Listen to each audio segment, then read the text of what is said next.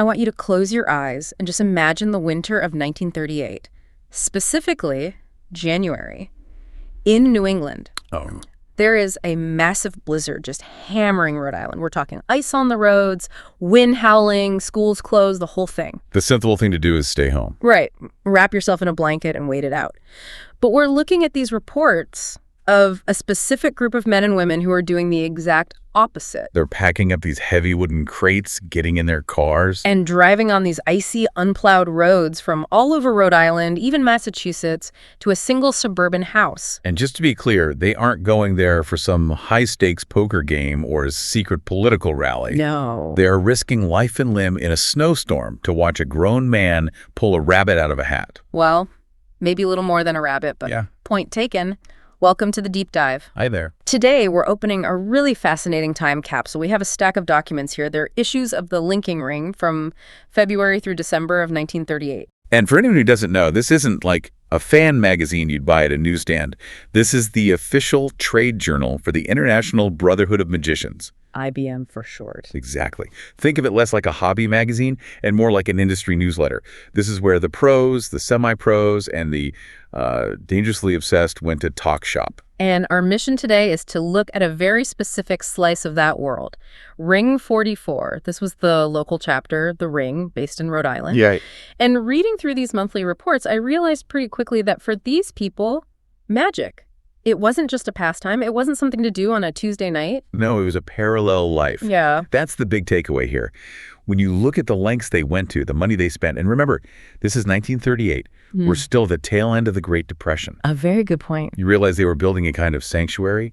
They were blurring the line between home and stage in a way that's Well, it's actually quite profound. let's start with that stage concept, because that's where the sources really blew my mind. I think most people, when they hear amateur magician, they picture a guy pushing aside the coffee table to do a card trick. Right. Or maybe hanging a bedsheet in a doorway if they want to get fancy. Exactly.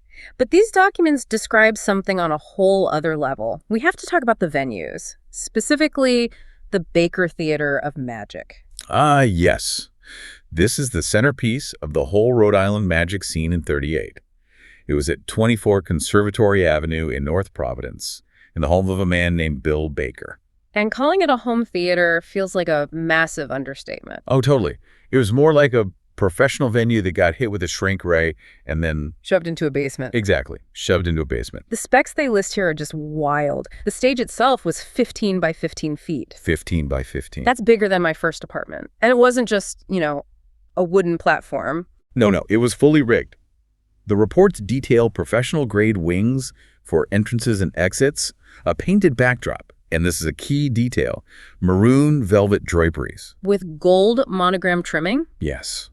Which, the notes say, was the handiwork of Mrs. Baker. We're going to see, that's a recurring theme. The wives were the production crew, the seamstresses, the caterers. The whole support system. But we just think about the atmosphere that creates. You walk down the basement stairs, past the coal chute or whatever, and suddenly you're not in Bill's cellar. No, you're in a velvet-lined auditorium. It says here it had a capacity of 70 people. They had actual auditorium seating. Removable seating, interestingly enough. They'd clear the chairs for dancing afterwards. It was a multi-purpose event space. There's this funny little debate mentioned in the texts about the house. The reporter speculates. Maybe jokingly, maybe not. I think not. He asks, did Bill Baker build the house for his family, or did he build the house just to wrap it around this theater? It's a fair question. And the conclusion they reach is that the theater was in mind 3 years before the house was even built. Yeah. So I think we know where his priorities were. He wanted a theater. He just needed a house to put on top of it to keep the rain out. It connects to that whole sociological idea of the third place. Mm-hmm. You have home, you have work, and you need that third place for community. A pub, a church. Exactly.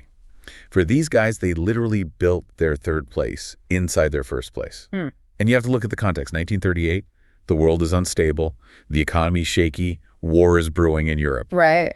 By building this theater, Bill Baker was creating a space where he had total control, a space where the laws of physics could be bent and reality was whatever he said it was. That's a really compelling way to look at it. It's about control in a chaotic world, and it wasn't just him. No. We have reports on Everett Rushton's place in Auburn. He called it the Studio of Drama and Magic. And that's the venue that opened during that massive blizzard we mentioned, January 17th. Correct. The report says he visualized a dream home built by himself, and when the members finally arrived, shaking off the snow, the text says the setup would make any magician's eyes turn green with envy. It legitimizes the hobby, doesn't it?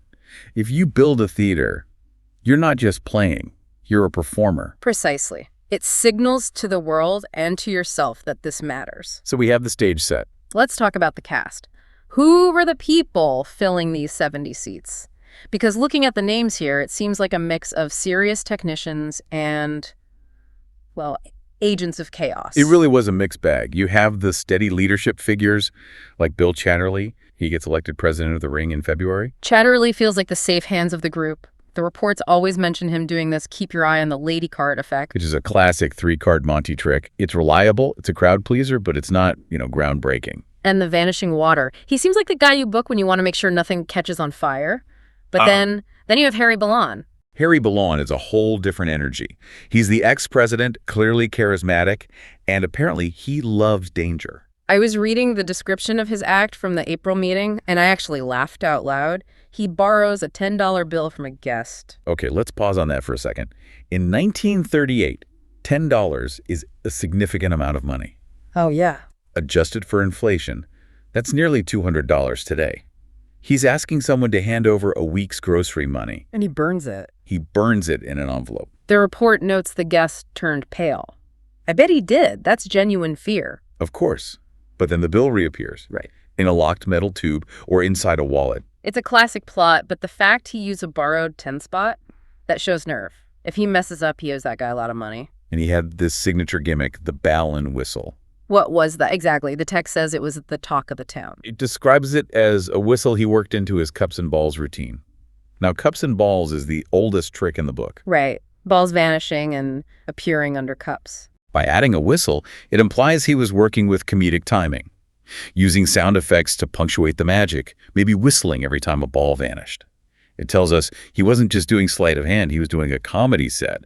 He was an entertainer. Sounds chaotic in the best way. But for pure skill, the documents seem to point to the Ingrams, Everett and Mary Ingram. They were the power couple of Ring 44. And it's important to note, Mary Ingram wasn't just an assistant. She had her own billing under the stage name Madame Murney. That is a fantastic stage name, Madame Murney.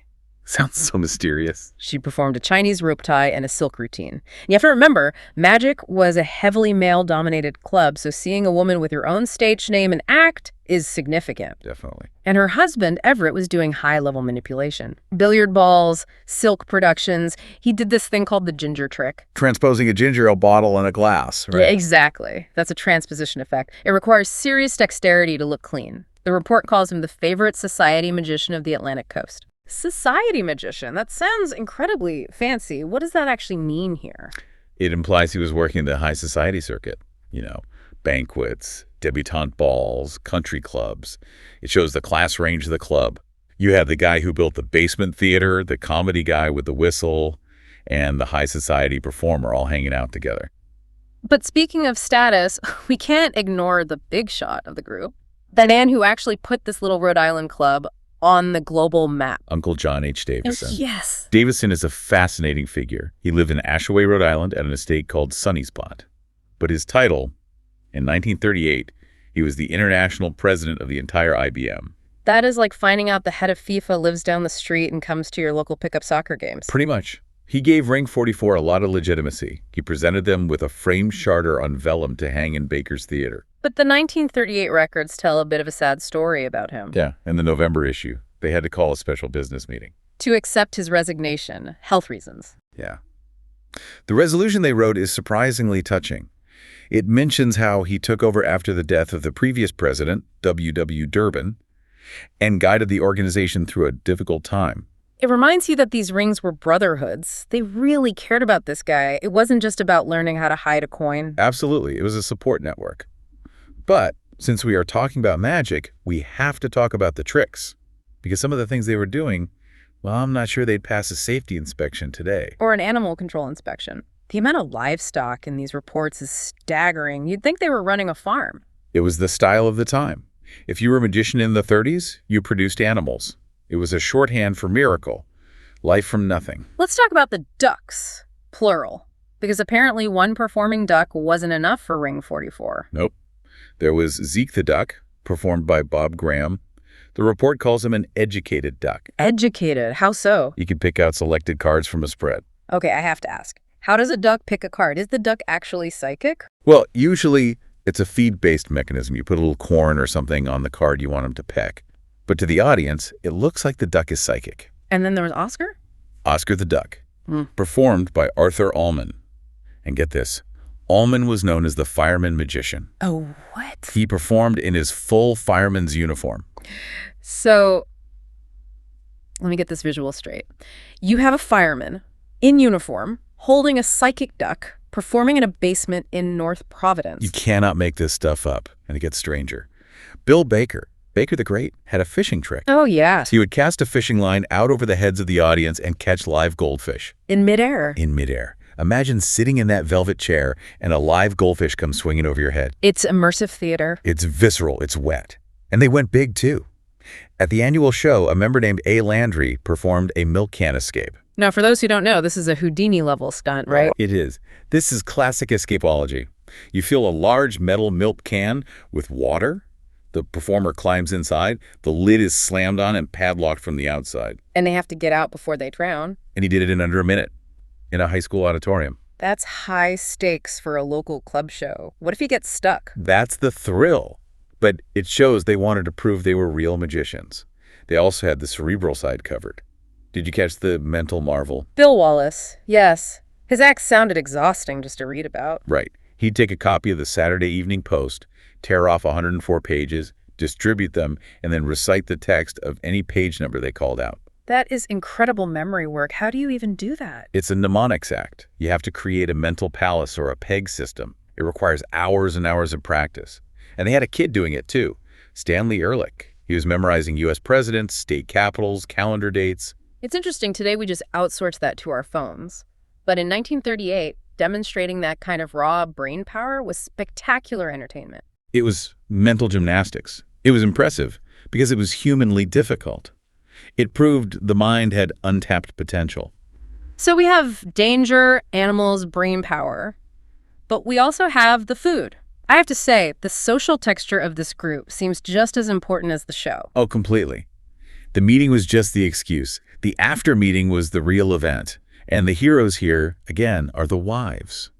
Mrs. Baker's brownies get a massive shout out in the December issue. The reporter literally spells it out. Delicious. And I love the running joke the reporter uses. Every time they talk about food, they use magic terminology. They have a vanishing act. Right. The gathering proceeded to vanish the sandwiches, or the vanishing act that followed was a masterpiece. It's such a dad joke, but it tells you something. It tells you they were comfortable, they were friends. This wasn't some stiff, formal society. It was a community center. You watch the show, get fooled by the fireman and his duck. And then you go upstairs for coffee and brownies and gossip. But once a year, they did step out of the comfort zone. We have to touch on the annual show. April 22, 1938. This was their Super Bowl.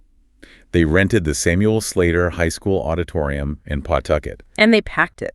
The source says the house was practically filled. They had 9 artists on the bill. They even brought in guest stars from Boston. Jess Kelly, right. Yeah, the former partner of Bill Baker. Yeah. They used to be a duo. Bill and Jess in The Funny Side of Magic. I love that. Kelly performed as a clown with a bow tie that was apparently as wide as his arm span. It just signals that Ring 44 wasn't isolated. They were part of a network. And for that one night, they weren't just the local dentist or fireman. They were stars. The report says they proved themselves masters of the art. They commanded a stage in front of hundreds of people. So when we step back and look at this stack of papers this year in the life of Ring 44, what are we really seeing? Why should we care about this? I think we're seeing a snapshot of leisure before the passive era, before television really took over the living room. That's a great point. If you wanted entertainment, you couldn't just click a remote or scroll TikTok. Exactly. You had to make it. You had to participate. Yeah. Entertainment was active. You built the theater. You learned the sleight of hand. You baked the brownies. It was community-driven. You couldn't be a passive observer. To have the magic, you had to build the magic. And it shows the power of shared obsession. These people created a world that was brighter, more magical, and frankly, more fun than the grim reality of 1938 outside the door. Yeah. They built a sanctuary of wonder in a basement. I think we could use a little more of that today. Before we wrap up, there's one tiny detail in the sources that I found. Well, a little spooky. A little mystery to leave us with. You're thinking of Enomus. Yes.